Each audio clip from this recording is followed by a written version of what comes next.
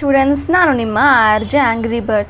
ಇವತ್ತು ನಾವು KSOU third sem MCOMನಲ್ಲಿರೋ ಮ್ಯಾನೇಜ್ಮೆಂಟ್ ಅಕೌಂಟಿಂಗ್ನಲ್ಲಿ ಬರೋ pay back period and operating ಸೈಕಲ್ದು ಪ್ರಾಕ್ಟಿಕಲ್ ಸಮ್ ಎಕ್ಸ್ಪ್ಲನೇಷನ್ ನೋಡ್ಕೊತಾ ಹೋಗೋಣ.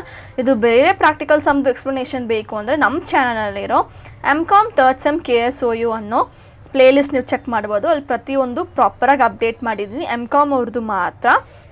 So you can check there. ಮತ್ತು this will be our official WhatsApp group for MBA and MCOM. MBA ಅವರು MBAಗೆ ಜಾಯ್ನ್ ಆಗಿ, MCOM ಅವರು MCOM ಜಾಯ್ನ್ ಆಗಿ. ಪ್ಲೀಸ್ ಬೇರೆ ಬೇರೆ ಗ್ರೂಪಲ್ಲೆಲ್ಲ ಆ್ಯಡ್ ಆಗಬೇಡಿ.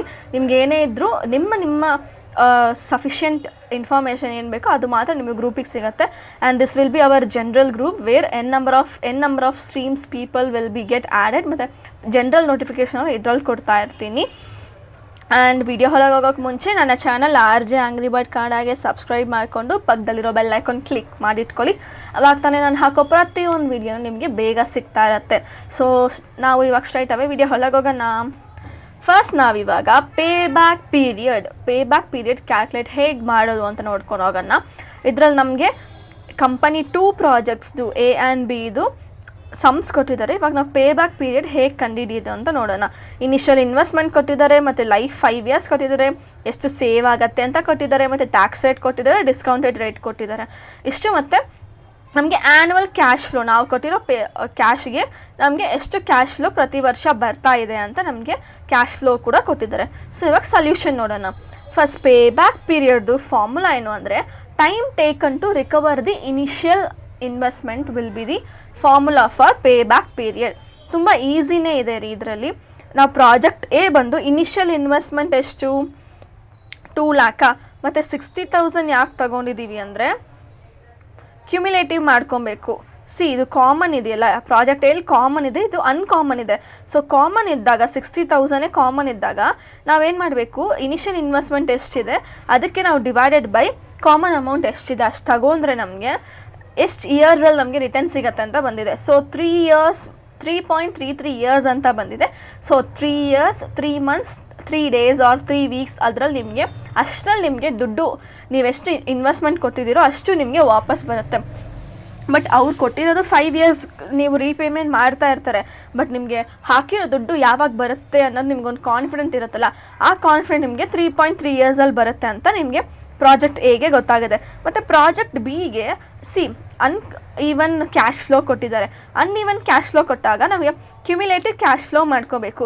ಫಸ್ಟ್ ಇಯರಲ್ಲಿ 40,000 ಇದೆಯಾ, ಮತ್ತು ಸೆಕೆಂಡ್ ಇಯರಲ್ಲಿ ಬಂದು 50,000 ಇದೆ. 40 + 50 ವಿಲ್ ಬಿ 90,000. ಕ್ವಶನ್ ನೋಡಿದಾಗ ನಿಮಗೆ ಈಸಿಯಾಗಿ ಅರ್ಥ ಆಗುತ್ತೆ. ಮತ್ತು ಥರ್ಡ್ ಇಯರಲ್ಲಿ ಕೂಡ ನಾವು ನೆಕ್ಸ್ಟ್ 90,000 ಪ್ಲಸ್ ಮಿಕ್ಕಿರೋ ಎಷ್ಟಿದೆ 60,000 ಇದೆಯಾ ಅಷ್ಟನ್ನ ಆ್ಯಡ್ ಮಾಡಿಕೊಂಡ್ರೆ 1,50,000 ಬಂದಿದೆ. ಸೊ ನಮಗೆ ಫೋರ್ತ್ ಇಯರಲ್ಲಿ ಬಂದು 2,20,000 ನಮಗೆ ವಾಪಸ್ ಸಿಗುತ್ತೆ ಅಂತ ಬಂದಿದೆ. ಮತ್ತು ರಿಮೈನಿಂಗ್ ಎಷ್ಟು 50,000 ಅಂತ. ಈ 50,000 ಎಲ್ಲಿಂದ ಬಂತು ಅಂದರೆ ಪ್ರತಿ ಇಯರಲ್ಲೂ ನಮಗೆ ಇಷ್ಟಿಷ್ಟು ರೀಪೇಮೆಂಟ್ ಆಗ್ತಾ ಇದೆ. ರಿಮೈನಿಂಗ್ ಬಂದು 50,000 ನಮಗೆ ರಿಕವರ್ ಆಗಬೇಕು ಅಂತ ನಮಗೆ ಬಂದಿದೆ. ಈ ರಿಕವರ್ ಅಮೌಂಟು ಎಷ್ಟು ದಿನದಲ್ಲಿ ಬರುತ್ತೆ ಅಂತ ನಮಗೆ ಹೆಂಗೆ ಗೊತ್ತಾಗುತ್ತೆ ಅಂದರೆ 4 years ನಮಗೆ ಸ್ಟ್ಯಾಂಡರ್ಡ್ ಸಿಕ್ಬಿಟ್ಟಿದೆ. ಈ 50,000 ಡಿವೈಡೆಡ್ ಬೈ 70,000. ಈ 70,000 ಹೇಗೆ ಬಂತು ಅಂದರೆ ಫೋರ್ತ್ ಇಯರಲ್ಲಿ ನಮಗೆ ವಾಪಸ್ ಸಿಗತ್ತೆ ಅಂತ ಗೊತ್ತಾಗಿದೆ. ಆ ಫೋರ್ತ್ ಇಯರಲ್ಲಿ ಸಿಕ್ಕಿದ ಮೇಲೆ ಈ 70,000 ಮಿಕ್ಕಿರೋ ನಮಗೆ ಎಷ್ಟು ಬರುತ್ತೆ ಡೇಸ್ ಆರ್ ಮಂತ್ಸಲ್ಲಿ ಬರುತ್ತೆ ಅಂತ ನಾವು ಕ್ಯಾಲ್ಕುಲೇಟ್ ಮಾಡೋಕ್ಕೆ ನಾವು ಫೋರ್ತ್ ಇಯರ್ದು ಅಮೌಂಟ್ ತೊಗೊಂಡಿದ್ದೀವಿ. ತೊಗೊಂಡಾಗ ನಮಗೆ 0.71 ಅಂತ ಬಂದಿದೆ. ಆ 0.71 ಏನಿದೆ ಅದನ್ನ 3 yearsಗೆ ನಾವು ಮಾಡ್ಕೊಬೇಕು. ಫೋರ್ತ್ ಇಯರ್ ನಮಗೆ ಫುಲ್ಲಾಗಿ ಸಿಗ್ತಿದೆ, ಬಟ್ ಅಂದರೂ ರಿಮೈನಿಂಗ್ 50,000 ಇದೆಯಲ್ಲ, ಸೊ ಅದಕ್ಕೋಸ್ಕರ ನಾವು 3 years ಮಾತ್ರ ಕನ್ಸಿಡರ್ ಮಾಡಬೇಕು. 3 years ಕನ್ಸಿಡರ್ ಮಾಡಿ ಆ ಬ್ಯಾಲೆನ್ಸ್ ಅಮೌಂಟ್ ಎಷ್ಟಿದೆ 0.71 ಅದನ್ನು ನಾವು ಆ್ಯಡ್ ಮಾಡಿಕೊಂಡ್ರೆ ಸೆಕೆಂಡ್ ಪ್ರಾಜೆಕ್ಟ್ ಏನಿದೆ ಅದು ಬಂದು ನಮಗೆ 3 years 3.71 ಇಯರ್ಸಲ್ಲಿ ನಮಗೆ ಸಿಕ್ಬಿಡುತ್ತೆ ಅಂತ ಹಾಕಿದ್ದಾರೆ. ಇನ್ ಸೆನ್ಸ್ 3 years ಮತ್ತು 7 ಅಂದರೆ 7 months ಆಗಿರ್ಬೋದು, 7 months ಅಂದರೆ ಜುಲೈ ಆಗಿರ್ಬೋದು, ಆ ಥರ ಟೈಮಲ್ಲಿ ನಿಮಗೆ ಪೇ ಬ್ಯಾಕ್ 3 yearsಲ್ಲೇ ಆಗಿಬಿಡುತ್ತೆ ಅಂತ ಬಂದಿದೆ. ನೆಕ್ಸ್ಟ್ ನಾವು ಕ್ಯಾಲ್ಕುಲೇಟ್ ಮಾಡೋದು ಅಕೌಂಟಿಂಗ್ ರೇಟ್ ಆಫ್ ರಿಟರ್ನ್ ಅಂತ ARRದು ಫಾರ್ಮುಲಾ ಏನು ಅಂದರೆ average profit divided by average investment into 100 ಅಂತ. ಫಸ್ಟ್ ಇದಕ್ಕೆ ನಾವು ಡಿಪ್ರಿಸಿಯೇಷನ್ ಕಂಡುಹಿಡ್ಕೊಬೇಕು. ಡಿಪ್ರಿಸಿಯೇಷನ್ ಹೇಗೆ ಕಂಡುಹಿಡಿಯೋದು ಅಂದರೆ 2 lakh ಏನಿದೆ ಇನಿಷಿಯಲ್ ಇನ್ವೆಸ್ಟ್ಮೆಂಟ್ ಮತ್ತು ಈ 20,000 ಕೂಡ ಕೊಟ್ಟಿದ್ದಾರೆ ನಮಗೆ, ಸೇವೇಜ್ ವ್ಯಾಲ್ಯೂ ಅಂತ ಕೊಟ್ಟಿದ್ದಾರಲ್ಲ 20,000, ಇದು ನಮಗೆ ಇಲ್ಲಿ ಡಿಸ್ಪ್ರಿಸಿಯೇಷನ್ ತೊಗೊಳಕ್ಕೆ ನಮಗೆ ಯೂಸ್ ಆಗುತ್ತೆ. ಇನಿಷಿಯಲ್ ಇನ್ವೆಸ್ಟ್ಮೆಂಟಲ್ಲಿ ನಮಗೆ ಆ ಸೇವೇಜ್ ವ್ಯಾಲ್ಯೂ ಏನಿದೆ ಆ ಸೇವೇಜ್ ವ್ಯಾಲ್ಯೂ ಮೈನಸ್ ಮಾಡಿದ್ಮೇಲೆ ಟೋಟಲ್ ನಂಬರ್ ಆಫ್ ಇಯರ್ಸ್ ಎಷ್ಟು ಕೊಟ್ಟಿದ್ದಾರೆ, 5 ಇಯರ್ಸ್ ಕೊಟ್ಟಿದ್ದಾರೆ. ಆ 5 ಇಯರ್ಸ್ಗೂ ನಾವು ಕ್ಯಾಲ್ಕುಲೇಟ್ ಮಾಡಿದಾಗ ಪರ್ ಇಯರ್ಗೆ 36,000 ಬರುತ್ತೆ. ಇಷ್ಟು ನಿಮಗೆ ಡಿಪ್ರಿಸಿಯೇಷನ್ ಗೊತ್ತಾಯ್ತಾ. ನೆಕ್ಸ್ಟ್ ಪ್ರಾಜೆಕ್ಟ್ ಎಗೆ ಪ್ರಾಫಿಟ್ ಬಿಫೋರ್ ಟ್ಯಾಕ್ಸು, ಇದು ಟ್ಯಾಕ್ಸು ಅನ್ಕೊಬೋದು, ಡಿಪ್ರಿಸಿಯೇಷನು ಅನ್ಕೊಬೋದು. ಓಕೆನಾ. ಸೊ ಈ 60,000 ಬಂದು ಕಾಮನ್ ಆಗಿದೆ. ಓಕೆನಾ. ಕಾಮನ್ ಏನಿದೆಯೋ ಅದನ್ನ ನಾವು ತಗೊಂಡು ಅದರಲ್ಲಿ 36,000 ನಾವು ಮೈನಸ್ ಮಾಡಿದಾಗ ನಮಗೆ 24,000 ಬರುತ್ತೆ. ಮತ್ತು ಟ್ಯಾಕ್ಸ್ ಬಂದು 30% ಆಗಿರುತ್ತೆ. ಈ 24,000ಅಲ್ಲಿ ಟ್ಯಾಕ್ಸ್ 30% ಅಂದರೆ 7,200 ಬರುತ್ತೆ. ಸೊ ಪ್ರಾಫಿಟ್ ಆಫ್ಟರ್ ಟ್ಯಾಕ್ಸ್ ಎಷ್ಟು ಅಂದರೆ 16,800. ಸೊ ನಮಗೆ ಆವ್ರೇಜ್ ಪ್ರಾಫಿಟ್ ಎಷ್ಟು ಸಿಕ್ಕಿದೆ, 16,800 ಸಿಕ್ಕಿದೆ. ಇವಾಗ ಇದರಲ್ಲಿ ನಮಗೆ ಆವ್ರೇಜಾಗಿ ತೊಗೊಬೇಕು ಅಂದರೆ ಇಷ್ಟು ನಮಗೆ year wise profit after tax ಅಂತ ನಾವು ತೊಗೊಂಡಿದ್ದೀವಿ. ಟ್ಯಾಕ್ಸ್ನ ಡಿಡಕ್ಟ್ ಮಾಡಿ ಸ್ಟ್ರೈಟಾಗಿ ನಾವು ಕ್ಯಾಲ್ಕುಲೇಷನ್ಸ್ ತೊಗೊಂಡಿದ್ದೀವಿ. ನೀವು ಈ ಥರ ಎಲ್ಲ ಪ್ರಾಫಿಟ್ ಬಿಫೋರ್ ಟ್ಯಾಕ್ಸ್ ಮಾಡಿ ಆಮೇಲೆ ಪ್ರಾಫಿಟ್ ಆಫ್ಟರ್ ಟ್ಯಾಕ್ಸ್ ಮಾಡಬೇಕು.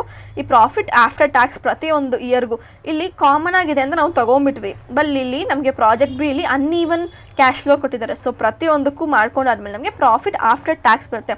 PAT ಅಂದರೆ ಪ್ರಾಫಿಟ್ ಆಫ್ಟರ್ ಟ್ಯಾಕ್ಸ್ ಅಂತ. ಇದೆಲ್ಲನೂ ಅಡಿಷನ್ ಮಾಡಿ ಡಿವೈಡೆಡ್ ಬೈ 5 ಮಾಡಿ ನಮಗೆ ಆವ್ರೇಜ್ ಪ್ರಾಫಿಟ್ ಎಷ್ಟು ಸಿಗುತ್ತೆ ಅಂದರೆ 16,800 ಫಾರ್ ಪ್ರಾಜೆಕ್ಟ್ ಬಿ ಆಲ್ಸೋ. ಮತ್ತು ಆವ್ರೇಜ್ ಇನ್ವೆಸ್ಟ್ಮೆಂಟ್ ಎಷ್ಟು ಬರುತ್ತೆ ಅಂದರೆ initial investment plus salvage divided by 2. Average ಮಾಡಬೇಕಂದ್ರೆ ಆಫ್ಕೋರ್ಸ್ ನಾವು 2 ಇಂದ ಡಿವೈಡ್ ಮಾಡಲೇಬೇಕಲ್ಲ. So 2 lakh will be initial investment ಮತ್ತು ಸೇವೇಜ್ amount will be 20,000 divided by 2 ಮಾಡಿದಾಗ ನಮಗೆ 1,10,000 ನಮಗೆ ಆನ್ಸರ್ ಸಿಗುತ್ತೆ. ಮತ್ತು RR ಫಾರ್ ಬೋತ್ ಪ್ರಾಜೆಕ್ಟ್ಸ್ ಬಂದು 16,800. ಇವಾಗ ನಮಗೆ ಇಲ್ಲೂ ಪ್ರಾಜೆಕ್ಟ್ ಎಲ್ ಒಂದು ಪ್ರಾಜೆಕ್ಟ್ ಬಿ ಎಲ್ ಒಂದು ಪ್ರಾಜೆಕ್ಟ್ದು ಆವ್ರೇಜ್ ಸಿಕ್ಕಿದೆ. ನಾವು 2 ಸರಿ ಕ್ಯಾಲ್ಕುಲೇಷನ್ಸ್ ತೋರಿಸ್ಬೇಕು. ಬಟ್ ಇಲ್ಲಿ ನಮಗೆ ಆವ್ರೇಜ್ ಸೇಮಾಗಿ ಸಿಕ್ಕಿದೆಯಲ್ಲ, ಅದಕ್ಕೆ ನಾವು ಸ್ಟ್ರೈಟ್ ಒಂದೇ ಕ್ಯಾಲ್ಕುಲೇಷನ್ ಮಾಡ್ಕೊಂಡಿದ್ದೀವಿ. ಸೊ 16,800 ಡಿವೈಡೆಡ್ ಬೈ 1,10,000 ಇನ್ 200 ಮಾಡಿದಾಗ ನಮಗೆ ARR ಬಂದು 15.27% ಆಗಿರುತ್ತೆ. ಇಷ್ಟು ನಮಗೆ ಏನಾಗಿದೆ, ಅಕೌಂಟಿಂಗ್ ರೇಟ್ ಆಫ್ ರಿಟರ್ನ್ ಅಂತ. ಓಕೆನಾ. ನೆಕ್ಸ್ಟ್ ಬಂದು ನಾವು ನೆಟ್ ಪ್ರೆಸೆಂಟ್ ವ್ಯಾಲ್ಯೂ ನೋಡ್ಕೊಂಡು ಹೋಗೋಣ. ನೆಟ್ ಪ್ರೆಸೆಂಟ್ ವ್ಯಾಲ್ಯೂ ಫಾರ್ಮುಲಾ ಏನು ಅಂದರೆ present value of cash inflows minus initial investment. ಓಕೆನಾ. ಪ್ರಾಜೆಕ್ಟ್ ಎದು PV ಫ್ಯಾಕ್ಟರ್ ಬಂದು 10% ಅಂತ ಕೊಟ್ಟಿದ್ದಾರೆ. ಆಲ್ರೆಡಿ ಕ್ವಶನಲ್ಲಿ ನಿಮಗೆ 10% ಕೊಟ್ಟಿದ್ದಾರೆ. 5 ಇಯರ್ಸ್ಗೆ ಆ್ಯನಿಟಿ ನಮಗೆ ಎಷ್ಟು ಬರುತ್ತೆ, 3.791 ಬರುತ್ತೆ. ಓಕೆನಾ.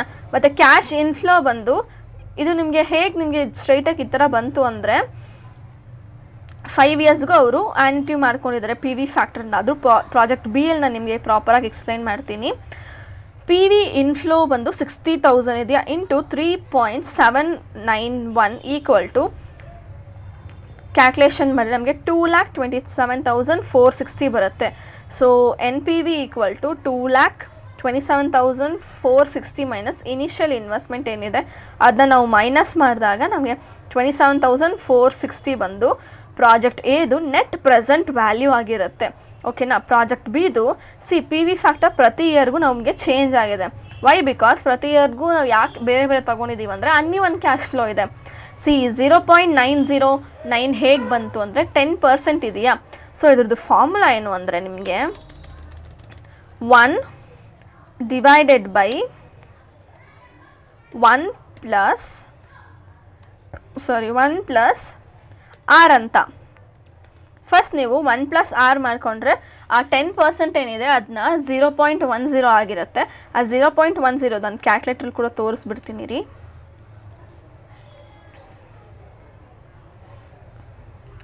ಸಿ 0.10 ಪ್ಲಸ್ 1 ಬಂದುಬಿಟ್ಟು 1.10 ಆಗುತ್ತಾ. ಸೊ 1 ಡಿವೈಡೆಡ್ ಬೈ 1.10 ಮಾಡಿದಾಗ ಫಸ್ಟ್ ಇಯರ್ ಕ್ಯಾಲ್ಕುಲೇಷನ್ ಇರುತ್ತೆ. ನಮಗೆ 0.09 ಬಂತ. ತಿರ್ಗಾ ನೀವು ಕ್ಯಾಲ್ಕುಲೇಟ್ರಲ್ಲೂ ಕೂಡ ನೀವು ತಿರ್ಗಾ ಈಕ್ವಲ್ ಟು ಅಂತ ಹೊತ್ತಿದ್ರೆ ಇದು ಸೆಕೆಂಡ್ ಇಯರ್ ಆಗುತ್ತೆ. ಸೇಮ್ ಕ್ಯಾಲ್ಕುಲೇಷನ್ ಬಂದಿದೆಯಾ. Third year, fourth year, fifth year ಪ್ರತಿ ಇಯರ್ಗೂ ನೀವು ಎಷ್ಟು ಇಯರ್ಸ್ ಕೊಟ್ಟಿದ್ರು ಇದೇ ಥರ ಈಸಿಯಾಗಿ ನೀವು ಪಿ ವಿ ಫ್ಯಾಕ್ಟರ್ ಫೈನ್ ಮಾಡ್ಬೋದು. ಇದಕ್ಕೆ ನಿಮ್ಗೆ ಆ ಟೇಬಲೇ ಬೇಕು ಅಂತ ಏನೂ ಅವಶ್ಯಕತೆ ಇಲ್ಲ ಪಿ ವಿ ಫ್ಯಾಕ್ಟರ್ ಫೈನ್ ಮಾಡೋದಕ್ಕೆ. ಸೊ ಪಿ ವಿ ಇನ್ಫ್ಲೋದು ಕ್ಯಾಶ್ ಫ್ಲೋ, ಆ ಕ್ಯಾಶ್ ಫ್ಲೋ ಏನಿದೆ ಆ ಕ್ಯಾಶ್ ಫ್ಲೋ ಜೊತೆಗೆ ನಾವು ಇದು ಪಿ ವಿ ಫ್ಯಾಕ್ಟರ್ನೆಲ್ಲ ಮಲ್ಟಿಪಲ್ ಮಾಡ್ಕೊಂಡಿದ್ದೀವಿ. ಮಲ್ಟಿಪಲ್ ಮಾಡ್ಕೊಂಡ್ಮೇಲೆ ನಮಗೆ ಇಷ್ಟು ಇನ್ಫ್ಲೋಸ್ ಅಂತ ಬಂದಿದೆ. ಆ ಇನ್ಫ್ಲೋಸ್ ಪ್ರತಿಯೊಂದು ನಾವು ಅಡಿಷನ್ ಮಾಡಿದಾಗ ಇದು 36,360 ಎಲ್ಲ ಹೇಗೆ ಬಂತು ಅಂದರೆ cash inflow of first year ಏನಿದೆ ಅದ್ರ ಜೊತೆ ನಾವು ಪಿ ವಿ ಫ್ಯಾಕ್ಟರ್ನ ಮಲ್ಟಿಪಲ್ ಮಾಡಬೇಕು ಫಸ್ಟ್ ಇಯರ್ದು, ಆವಾಗ ನಮಗೆ ಈ ಸಮ್ ಬರುತ್ತೆ. So total net present value for project B ಬಂದು 2,20,210 ಮೈನಸ್ 2 lakh ಏನಿದೆ ನಾವು ಮೈನಸ್ ಮಾಡಿದಾಗ ನಮಗೆ 20,210 ಏನಿದೆ ಇಷ್ಟು ನಿಮಗೆ ಪ್ರಾಜೆಕ್ಟ್ ಬಿದು ನೆಟ್ ಪ್ರೆಸೆಂಟ್ ವ್ಯಾಲ್ಯೂ ಆಗಿರುತ್ತೆ. ನೆಕ್ಸ್ಟ್ ಬಂದು internal rate of return approximately ಇರೋದು ಹೇಳಿ ಅಂತ ಹೇಳಿದ್ದಾರೆ. ಫಾರ್ಮುಲಾ ಬಂದು IRR equal to rate at which NPV 0. NPV 0 ಯಾವಾಗ ಬರುತ್ತೋ ಆವಾಗ ನಮಗೆ IRR ಸಿಗುತ್ತೆ ಅಂತ, ಇಂಟರ್ನಲ್ ರೇಟ್ ಆಫ್ ರಿಟರ್ನ್ ಸಿಗುತ್ತೆ ಅಂತ. ಪ್ರಾಜೆಕ್ಟ್ ಇದು ಪಿ ವಿ ಫ್ಯಾಕ್ಟರ್ ಎಷ್ಟು ಅಂದರೆ 2 lakh divided by 60,000 will be 3.33 ಅಲ್ವಾ. So corresponding rate will be 13% ಅಂತ. ಮತ್ತು ಪ್ರಾಜೆಕ್ಟ್ ಬಿ ಇದು IRR will be 12% approximately. So final ಆಗಿ ನೀವು ಈ ಪ್ರಾಜೆಕ್ಟ್ ಎ ಪ್ರಾಜೆಕ್ಟ್ ಬಿ ಅಂತೆಲ್ಲ ಹಾಕಿ ಪೇ ಬ್ಯಾಕ್ ಪೀರಿಯಡ್ ARR ಮತ್ತು NPV IRR ಅಂತೆಲ್ಲ ಹೇಳಿ ನೀವು ಪ್ರತಿ ಪ್ರಾಜೆಕ್ಟದು ಈ ಥರ ನೋಡಿಸ್ಕೊಂಡು ಬಂದರೆ ಅವರು has I said previously full sum ಅಂತ ಅವ್ರು ಚೆಕ್ ಮಾಡೋಕ್ಕೆ ಹೋಗೋದಿಲ್ಲ. ಓಕೆ ಇಷ್ಟು ನಾವು ಕರೆಕ್ಟಾಗಿ ಬರೆದಿದ್ದಾರೆ ಅಂತ ಅವರು ಅಕ್ಸೆಪ್ಟ್ ಮಾಡ್ಕೊಂಡ್ಬಿಡ್ತಾರೆ. ಫುಲ್ ಪ್ರಾಜೆಕ್ಟ್ ಫುಲ್ ಕ್ಯಾಲ್ಕುಲೇಷನ್ ನೋಡಿಲ್ಲ ಅಂದರು ಈ ಫೈನಲ್ ಆನ್ಸರ್ಸ್ ನೋಡಿ ಅವರು ಕರೆಕ್ಟಾಗಿ ಮಾಡಿದೆ ಅಂದರೆ ಫುಲ್ ಮಾರ್ಕ್ಸ್ ಕೊಡೋ ಇದು ಚಾನ್ಸಸ್ ಇದೆ. ಮತ್ತು ಇದು ನಿಮಗೆ important formulas for pay back period ಆಗಿರುತ್ತೆ. ಬೇಕಿರೋರು ಪ್ಲೀಸ್ ಸ್ಕ್ರೀನ್ಶಾಟ್ ಹಿಡ್ಕೊಳ್ಳಿ. So next will be operating cycle ಅಂತ. ಆಪರೇಟಿಂಗ್ ಸೈಕಲ್ದು ಕ್ವೆಶನ್ಸ್ ರಾ ಮೆಟೀರಿಯಲ್ ಯೂಸ್ಡು ಮತ್ತು finished goods, storage, debtors, collection period ಪ್ರತಿಯೊಂದು ಇಲ್ಲಿ ಅಡಿಷ್ನಲ್ ಇನ್ಫಾರ್ಮೇಷನ್ ಸಮೇತ ಕೊಟ್ಬಿಟ್ಟಿದ್ದಾರೆ. ಇದರಲ್ಲಿ ನಾವೇನು ಮಾಡಬೇಕು ಅಂದರೆ ಕ್ಯಾಲ್ಕುಲೇಟ್ ಆಪರೇಟಿಂಗ್ ಸೈಕಲ್ ಮತ್ತು ಕ್ಯಾಲ್ಕುಲೇಟ್ ವರ್ಕಿಂಗ್ ಕ್ಯಾಪಿಟಲ್ ರಿಕ್ವೈರ್ಮೆಂಟ್ ಮತ್ತು ಇಂಟರ್ಪ್ರೆಟ್ ದ ರಿಸಲ್ಟ್ನ ಕೂಡ ಇಂಟರ್ಪ್ರಿಟೇಷನ್ ಕೊಡಬೇಕು ಅಂದಿದ್ದಾರೆ. ಹಾಗೆ ನೀವು ಸಮ್ ಮಾತ್ರ ಮಾಡೋಂಗಿಲ್ಲ, ಇಂಟರ್ಪ್ರಿಟೇಷನು ಕೂಡ ಕೊಡಬೇಕಾಗತ್ತೆ.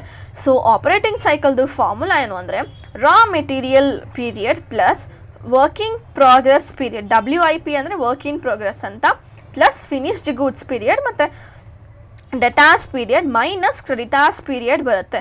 ಎಷ್ಟು ನಿಮಗೆ ಆಪರೇಟಿಂಗ್ ಸೈಕಲ್ದು ಫಾರ್ಮುಲಾ ಆಗಿರುತ್ತೆ. ಸೊ ನಮ್ಗೆ ಆಲ್ರೆಡಿ ಸಮ್ಮಲ್ಲಿ ಪ್ರತಿಯೊಂದು ಕೊಟ್ಬಿಟ್ಟಿರ್ತಾರೆ, ನಾವು ಜಸ್ಟ್ ಅದನ್ನ ಇಲ್ಲಿ ಅಪ್ಲೈ ಮಾಡಬೇಕು ಅಷ್ಟೇ. ಎಲ್ಲ ಮಾಡಿದಾಗ ನಮಗೆ 70 days ಅಂತ ಬರುತ್ತೆ. Next working capital requirement first step ಬಂದುಬಿಟ್ಟು ಡೈಲಿ ಕಾಸ್ಟ್ ಆಫ್ ಪ್ರೊಡಕ್ಷನ್ ನಾವು ಫೈಂಡ್ ಮಾಡಬೇಕು. ಡೈಲಿ ಕಾಸ್ಟ್ ಫಾರ್ಮುಲಾ ಏನಾಗಿರುತ್ತೆ ಅಂದರೆ annual production into cost per unit divided by 360 ಅಂತ. 360 ಯಾಕಂದರೆ ಪರ್ ಡೇಗೆ ಹೇಗೆ ಎಷ್ಟು ಬರುತ್ತೆ ಅಂತ ಆನ್ ಆ್ಯನ್ ಆವ್ರೇಜ್ ಆಗಿ ತೊಗೊಂಡಿದ್ದಾರೆ. ಸೊ 36,000 ಇಂಟು 50 ಡಿವೈಡೆಡ್ ಬೈ 360 ಒಂದು ದಿನಕ್ಕೆ ಎಷ್ಟು ಬರುತ್ತೆ 5,000 ಬರುತ್ತೆ. ಮತ್ತು ನೆಕ್ಸ್ಟ್ ವರ್ಕಿಂಗ್ ಕ್ಯಾಪಿಟಲ್ದು ಫಾರ್ಮುಲಾ ಯಾವುದು ಅಂದರೆ daily cost into operating cycle ನಾವು ಆಲ್ರೆಡಿ ಫೈಂಡ್ ಔಟ್ ಮಾಡಿದ್ದೀವಿ 70 days ಅಂತ. So 5K into 70 will be 3,50,000. ಇಷ್ಟು ನಿಮ್ಗಾಗಿದೆಯಾ. ನೆಕ್ಸ್ಟ್ ಇಂಟರ್ಪ್ರಿಟೇಷನ್ ಕೊಡಬೇಕು. The company takes 70 days to convert raw material into cash, ಓಕೆನಾ. ಮತ್ತು it requires 3,50,000 has a working capital to run the day to day operation. ಟೋಟಲಾಗಿ ಆ 70 days ಮುಗಿಸೋ ಅಷ್ಟಕ್ಕೆ ಅವರಿಗೆ 3,50,000 working capital ಬೇಕಾಗತ್ತೆ. ಮತ್ತು a longer operating cycle means more fund are blocked. ಎಷ್ಟು ಅವ್ರು ಲಾಂಗ್ ಟೈಮ್ ತೊಗೊತಾರೋ ಅಷ್ಟು ಅವ್ರಿಗೆ ಫಂಡ್ ಬ್ಲಾಕ್ ಆಗಿರುತ್ತೆ. ಬಿಕಾಸ್ ಒಂದು ಪ್ರಾಡಕ್ಟ್ನ ಅವ್ರು ಎಲ್ಲ ಫಿನಿಶ್ ಗೂಡ್ಸ್ ಆಗಿ ಮಾಡಿ ಅದನ್ನ ಸೇಲ್ಸ್ ಮಾಡಿ ಅದು ದುಡ್ಡು ತಂದ ಮೇಲೆ ಮಿಕ್ಕಿರೋದಕ್ಕೆಲ್ಲ ಸೆಗ್ರಿಗೇಟ್ ಮಾಡೋಕ್ಕೆ ಕೂಡ ಅವ್ರಿಗೆ ಆಗತ್ತಲ್ಲ. ಸೊ ಎಷ್ಟು ಡೇಸ್ ಲೇಟ್ ಆಗುತ್ತೋ ಅಷ್ಟು ಡೇಸ್ ಅವ್ರಿಗೆ ಫಂಡು ಒಂದು ಕಡೆ ಬ್ಲಾಕ್ ಆಗಿರುತ್ತೆ. ಮತ್ತು reducing the storage or collection period can be improved liquidity. ಪ್ರತಿ ಕಡೆ ಸ್ಟೋರ್ ಮಾಡೋದು ಮತ್ತು ಪ್ರತಿ ಕಡೆ ಕಲೆಕ್ಟ್ ಮಾಡೋ ಪೀರಿಯಡ್ಸ್ನ ಒಂಚೂರು ಕಡಿಮೆ ಮಾಡಿದರೆ ಇದೆಲ್ಲ ಕ್ವಶನಲ್ಲೇ ಬಂದಿರುತ್ತೆ. ಆಪ್ರೇಟಿಂಗ್ ಕಾಸ್ಟ್ ನಾವು ಫೈಂಡ್ ಔಟ್ ಮಾಡೋದ್ವಲ್ಲ ಅಲ್ಲೇ ಇದೆಲ್ಲ ನಿಮಗೆ ಸಿಗುತ್ತೆ. ಅದ್ರ ಮೇಲೆ ನೀವು ಇಂಟರ್ಪ್ರಿಟೇಷನ್ ಕೊಡಬೇಕು. ಮತ್ತು ಫೈನಲ್ ಆನ್ಸರ್ಸ್ ಅಂತ ನೀವು ಈ ಥರ ಹಾಕಿ ಬರೀಬೇಕಾಗತ್ತೆ. ಮತ್ತು ಇಲ್ಲಿ ಬೇಕಿರೋರು ನಿಮಗೆ ಫಾರ್ಮುಲಾಸ್ ಏನಿದೆಯೋ ಪೇ ಬ್ಯಾಕ್ ಪೀರಿಯಡ್ದು ಆಪ್ರೇಟಿಂಗ್ ಸೈಕಲ್ದು ಪ್ಲೀಸ್ ಇದನ್ನ ಸ್ಕ್ರೀನ್ಶಾಟ್ ಹಿಡ್ಕೊಳ್ಳಿ. ಸೊ ಇಷ್ಟಕ್ಕೆ ನಾನು ನನ್ನ ವೀಡಿಯೋ ಎಂಡ್ ಮಾಡ್ಕೊತಿದ್ದೀನಿ. ಇದೇ ಥರ ನಿಮಗೆ ಬೇರೆ ವೀಡಿಯೋ ಬೇಕು ಅಂದರೆ ಫಸ್ಟ್ ಈ ವಿಡಿಯೋಗೆ ಒಂದು ಲೈಕ್ ಕೊಟ್ಟು ನಿಮ್ಮ ಫ್ರೆಂಡ್ಸ್ಗೆ ಆದಷ್ಟು ಶೇರ್ ಮಾಡಿಬಿಟ್ಟು ನನ್ನ ಚಾನಲ್ RJ Angry Bird ಕನ್ನಡಗೆ ಸಬ್ಸ್ಕ್ರೈಬ್ ಮಾಡಿಕೊಂಡು ಪಕ್ಕದಲ್ಲಿರೋ ಬೆಲ್ ಐಕಾನ್ ಕ್ಲಿಕ್ ಮಾಡಿ ಇಟ್ಕೊಳ್ಳಿ. ಮತ್ತು MCOM 3rd SEM KSOU ಏನೆಲ್ಲ ನಿಮಗೆ ವೀಡಿಯೋಸ್ ಬೇಕು ಪ್ರಾಕ್ಟಿಕಲ್ ಸಮ್ದಂದರೆ ಪ್ಲೀಸ್ ಈ ವಿಡಿಯೋ ಏನಿದೆ ನಮ್ಮ ಪ್ಲೇ ಲಿಸ್ಟು ಅದರಲ್ಲಿ ಫೈಂಡ್ ಔಟ್ ಮಾಡ್ಕೊಳ್ಳಿ. ಸೊ ಇದೇ ಥರ ನಿನ್ನ ಒಳ್ಳೆಯ ವಿಡಿಯೋದಲ್ಲಿ ಸಿಗೋಣ. Cheers all.